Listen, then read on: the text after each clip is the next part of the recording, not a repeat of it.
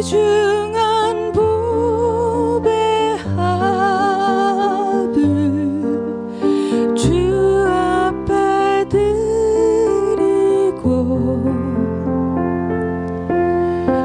우리의 몸과 마음도 다 함께 바치세. 진리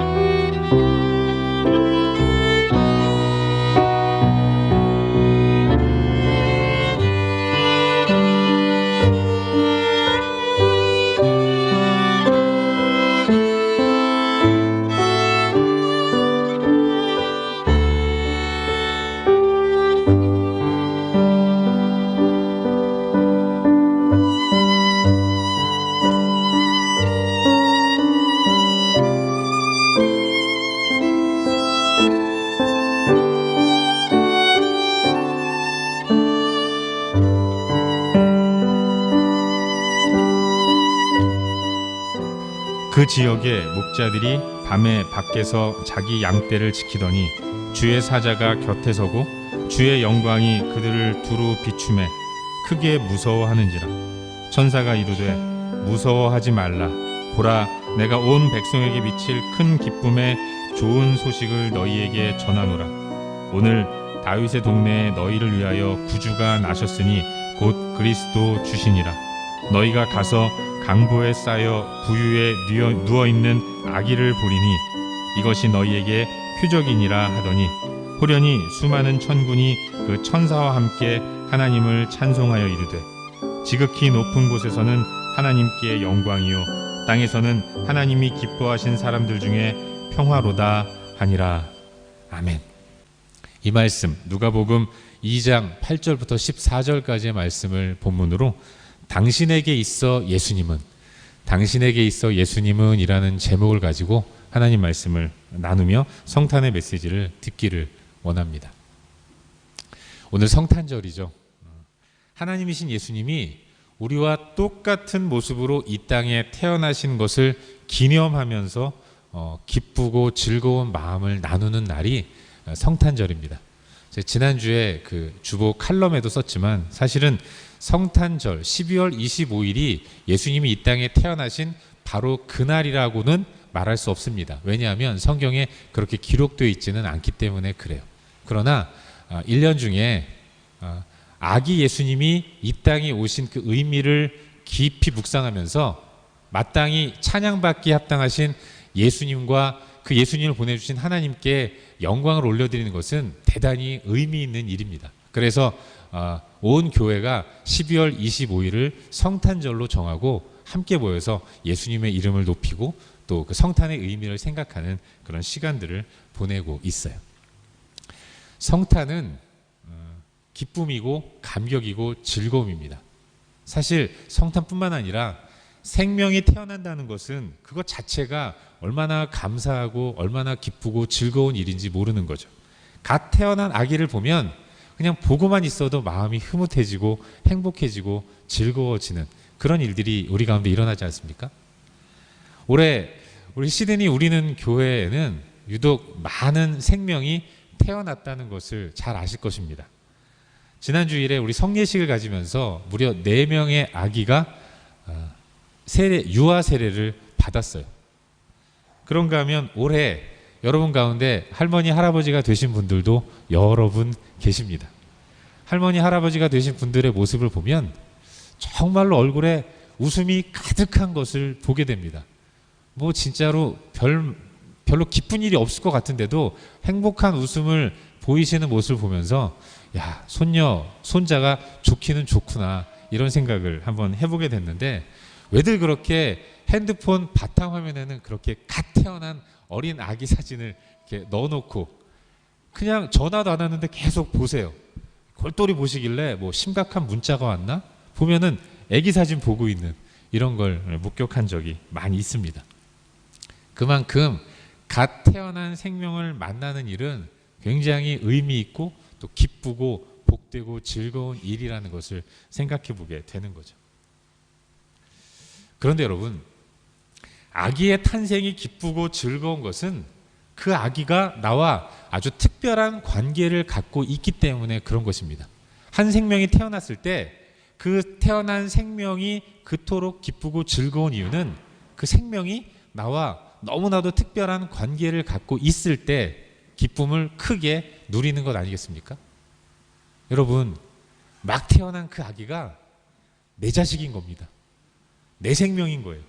나하고 똑같이 생긴 아기가 말도 못하고 눈만 껌뻑껌뻑 거리면서 또 막 울면서 그렇게 나를 바라보고 있는 거 아니겠습니까? 나와 똑같은 생명을 가진, 나를 너무나도 닮은 내 자식이고 그리고 내 생명이기 때문에 그 태어난 생명이 기쁘고 그저 반갑고 그저 행복을, 아이만 보면서도 행복을 누리는 그런 모습을 갖는 거죠. 여러분, 솔직히 내 자식이니까 그냥 마냥 바라만 봐도 행복하고 즐거운 거지 남의 자식이 그렇게 기쁠까? 그런 건 아닌 것 같습니다. 오죽하면 이런 말도 나왔겠습니까? 여러분, 손주 자랑, 손녀 자랑할 때는 200불 내고 자랑하십시오.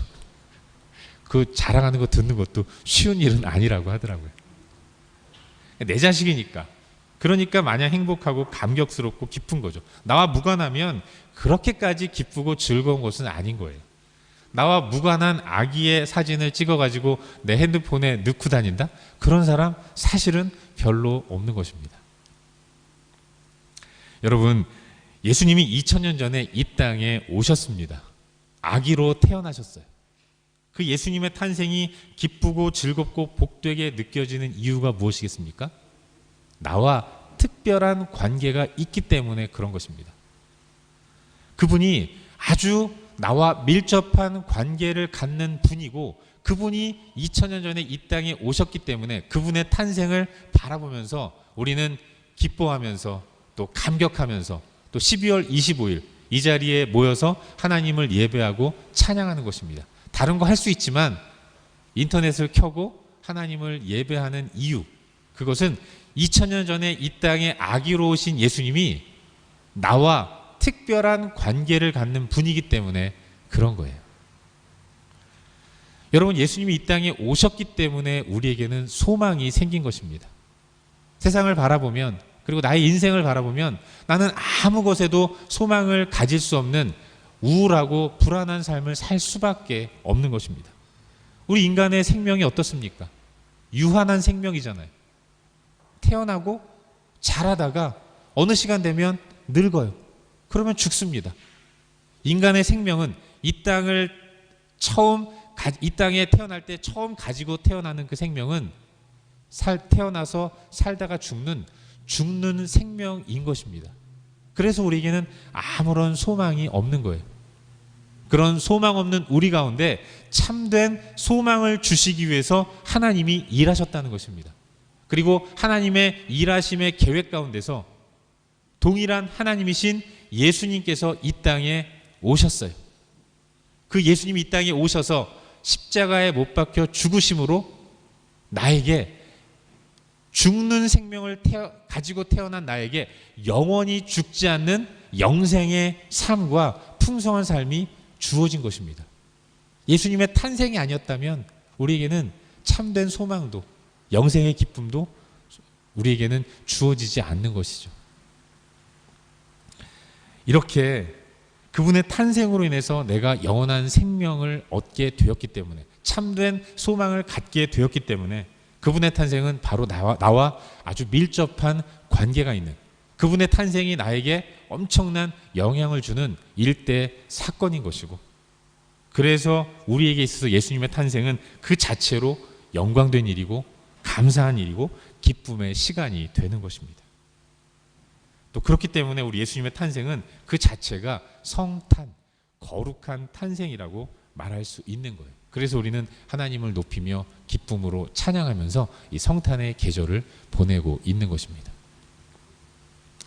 하지만 안타깝게도 우리는 그러한데 이 땅에 사는 수많은 사람들은 매년 성탄의 주인공이 예수님인 것을 모르고, 어느 때는 모르려고 작정한 사람들처럼 그냥 그렇게 흥청망청 이 시간들을 보내고 있다는 것을 발견하게 됩니다. 성탄은 구실일 뿐이죠. 성탄을 통해서 우리 머릿속에 떠오르는 이미지는 주인을 잃은 파티, 선물을 가져다 준다는 산타크로스 할아버지, 그냥 넉넉한 마음으로 부어라 마셔라 하면서 흥청망청, 성탄이 어떤 의미인지는 생각지도 못하고 그저 연말을 맞이해서 1년 동안 못 만난 사람들 만나서 그저 그렇게 그날이 어떤 날인지도 모르고 무의미하게 보내는 모습들을 얼마나 많이 이 땅이 보여주고 있는지 몰라요. 성탄의 주인공이신 예수님이 철저하게 소외받는 그런 상황들, 이것이 지금까지 우리가 보아온 성탄절의 풍경이었습니다. 올해는 어떻습니까? 사실 저는 올해는 좀 코비드로 인해서 정말로 성탄의 주인공이신 예수님만을 깊이 묵상하면서 의미 있게 성탄절을 보낼 줄 알았죠. 근데 갑자기 난데없이 이번 크리스마스의 주인공은 코비드19가 된 것 같습니다.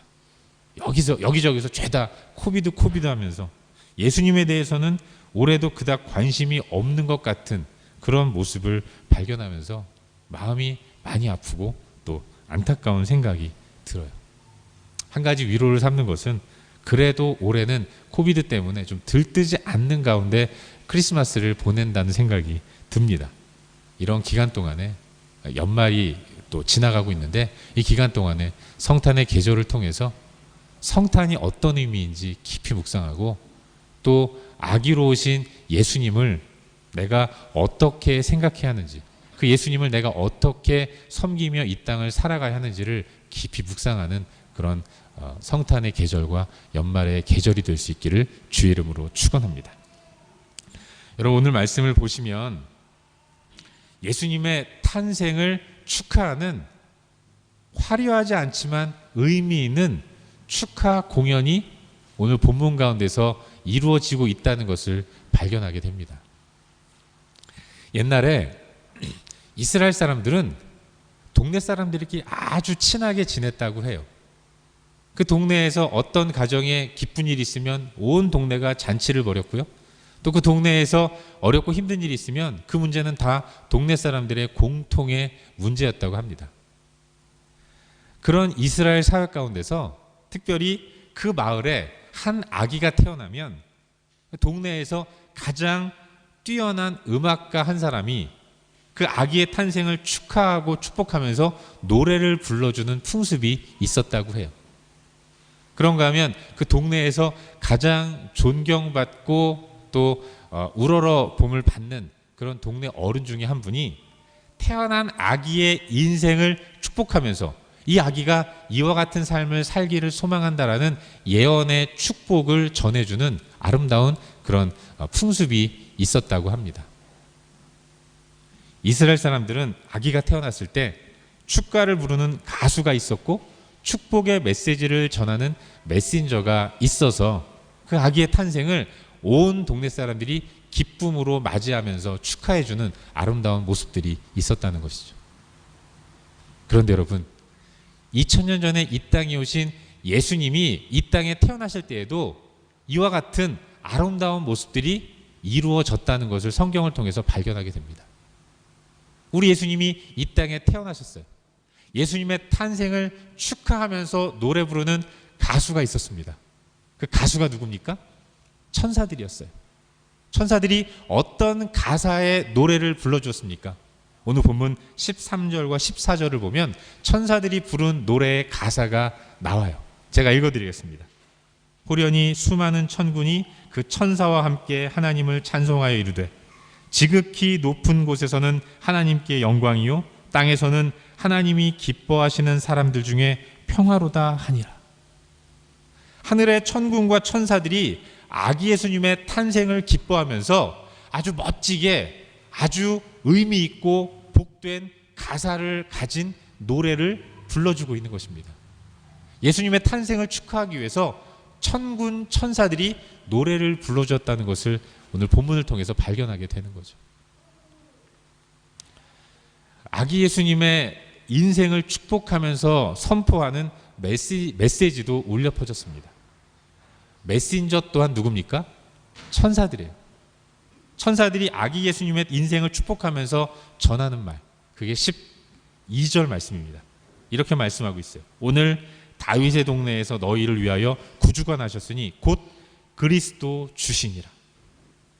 아기 예수를 향해서 이 태어난 이 아기는 그리스도로서 주로서 인생을 살 것이다. 예수님의 탄생을 축하하면서 천사가 그 인생을 향한 축복의 메시지를 전하고 있는 것입니다. 우리 예수님의 탄생에는 멋진 가수의 축하 공연도 있었고요. 그리고 묵직한 훌륭한 그런 메신저의 축복의 메시지도 있었다는 것을 성경을 통해서 보게 되는 거예요. 사랑하는 여러분, 천사가 예수님의 인생을 축복하면서 메시지를 전했습니다. 천사가 선포한 예수님의 인생은 어떤 것이었습니까? 간단해요. 그분은 그리스도이시고 주라는 것입니다. 그리스도로서 주인으로서 인생을 살 것이라고 하늘의 천군과 천사들이 예수님의 인생을 멋지고 당당하고 우렁찬 목소리로 선포하고 있는 것입니다. 여러분, 천사의 선포처럼 우리 예수님은 그리스도이십니다. 누구를 위한 그리스도입니까? 11절 너희를 위하여. 예수님은 그리스도이신데 그 그리스도 되시는 예수님은 나를 위한 그리스도라는 거예요. 여러분을 위한 그리스도이고 우리를 위한 그리스도라는 것입니다. 그리스도의 사명을 감당하기 위해서 예수님은 이 땅에 2000년 전에 오셨다는 것을 천사는 선포하고 있는 것이죠. 여러분, 그리스도란 무슨 뜻입니까? 그리스도라는 말의 뜻은 기름 부음을 받은 자라는 의미를 담고 있는 단어예요. 잘 아시겠지만 이스라엘에서는 왕이라는 직책을 수행할 사람, 그리고 제사장이라는 직책과 선지자라는 직분을 맡은 사람들에게 그 직분을 감당하기 전에 기름을 부어서 그들을 그 역할을 감당하도록 세웠습니다. 그래서 이 그리스도의 직분을 가진 자다라고 하는 의미로 왕과 제사장, 선지자를 이야기했어요. 왕, 제사장, 선지자는 기름 부음을 받아서 왕으로서, 제사장으로서, 선지자로서의 직분을 감당하는 사람이 되는 것입니다. 그런데 우리 예수님이 그리스도가 되실 것이라고 천사는 선포하고 있는 것이죠. 우리 주님의 인생은 왕의 인생이고 제사장의 인생이고 그리고 선지자의 인생이 될 것이라는 사실을 천사는 예언했던 것입니다. 정말로 그렇습니다. 여러분, 우리 예수님은 우리를 위한 왕으로 이 땅에 오셨어요. 주님은 우리의 왕이십니다. 너희를 위한 왕, 저와 여러분과 우리를 위한 왕이 2000년 전에 오신 예수 그리스도라는 사실을 믿으시기를 바랍니다. 여러분, 왕은 어떤 역할을 합니까? 왕은 통치하는 역할을 해요. 그리고 통치의 목적은 백성의 풍성함인 것입니다. 우리 예수님은 우리의 왕으로서 우리를 안전하게 지켜주시며 풍성한 길로 인도하신다는 것, 우린 그걸 믿어야 하는 거예요.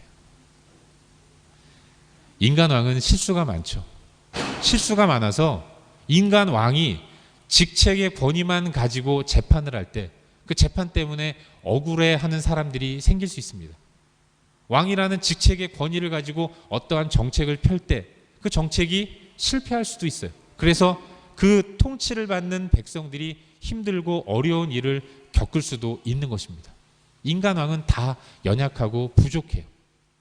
그러나 여러분, 이 땅에 왕으로 오신 예수님은 본질상 하나님이십니다.